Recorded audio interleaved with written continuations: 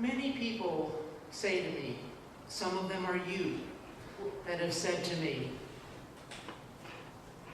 that Lent and Ash Wednesday and focusing on Holy Week when we get to that and the Passion is depressing.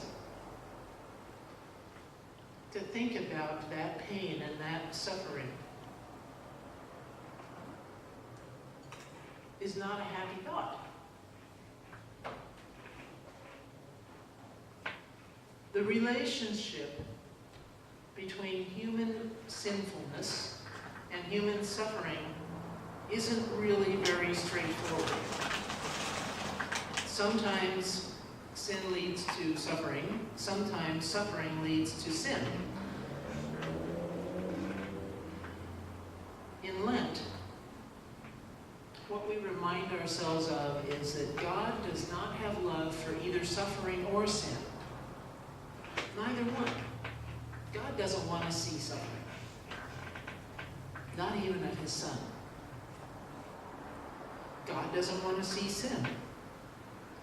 So God brings love and mercy and seeks to release us from all of that. Tonight we begin a journey to the liberation of Easter Sunday.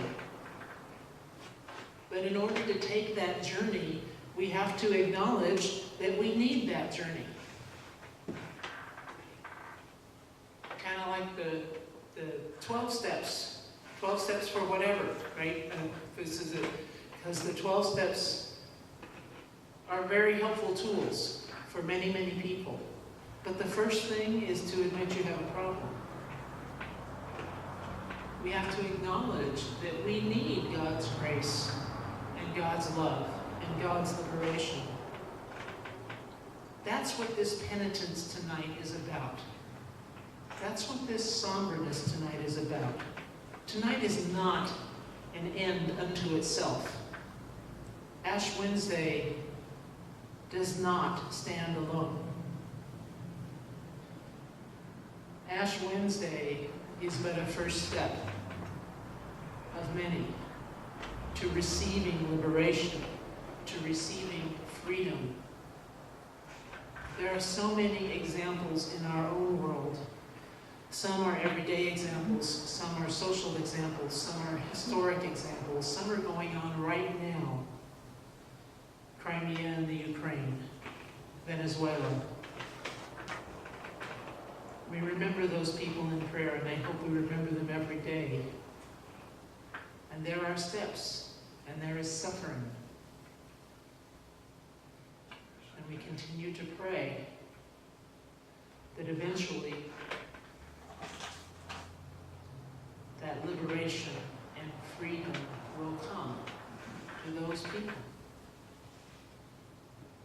We have to acknowledge in our own very wealthy society that there are problems before we can take steps to solve them. Whether those problems are hunger or homelessness or the economy or violence or crime or wiring going nuts. We have to acknowledge that there are problems and then we can fix them. That's what Lent and Ash Wednesday are about. It's not about dwelling in sorrow, and it's not about staying mired up in those problems. It's about taking the steps towards joyful fulfillment at Easter. As for the ashes, we have a little dish there, and I thank Wayne for his assistance in helping me prepare the ashes from last year's palms. That's a symbolic thing. To burn the palms from last year's triumphant entry into Jerusalem and remind us that it is ashes to ashes and dust to dust, and we return to dust. And that's what we're reminded of with those ashes. But there's a few symbolic things about them I want to share with you. They're dark.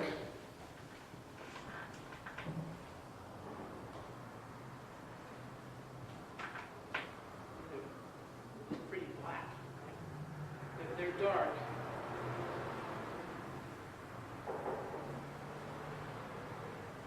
That reminds us of life lost in the pain and in the suffering.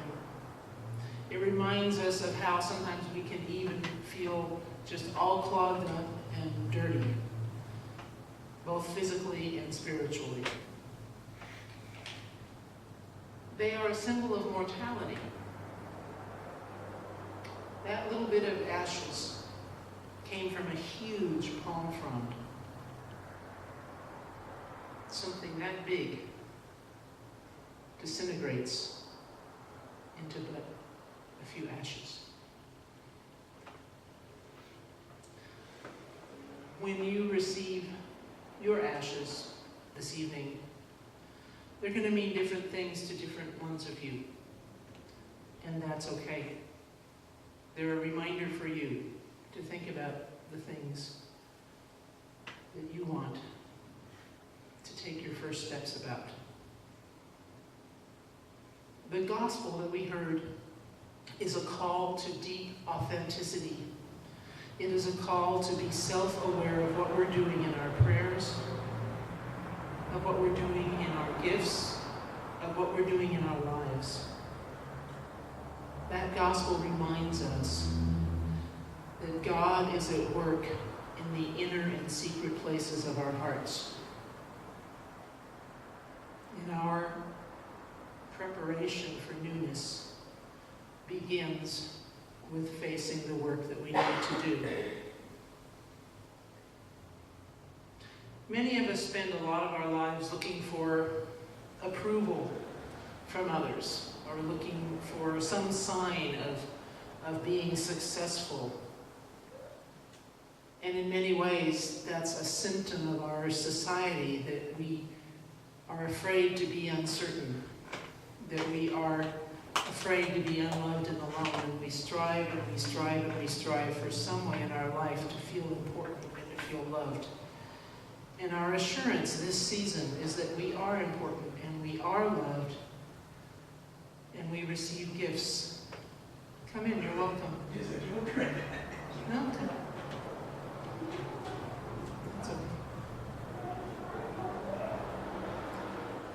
We are transformed through our steps that we take in this season, and we are transformed by the forgiveness of God and by the filling of God's Spirit within our hearts and our minds. One of the biggest things that Ash Wednesday is to me is a commitment to journey with each other through this season of Lent, so that we can call forth the best from all of us in our work with each other, in our work with our community, and in our work with God. Ash Wednesday isn't complicated. It's a step. It's a call. It's starting preparation for new life. It's a blessing.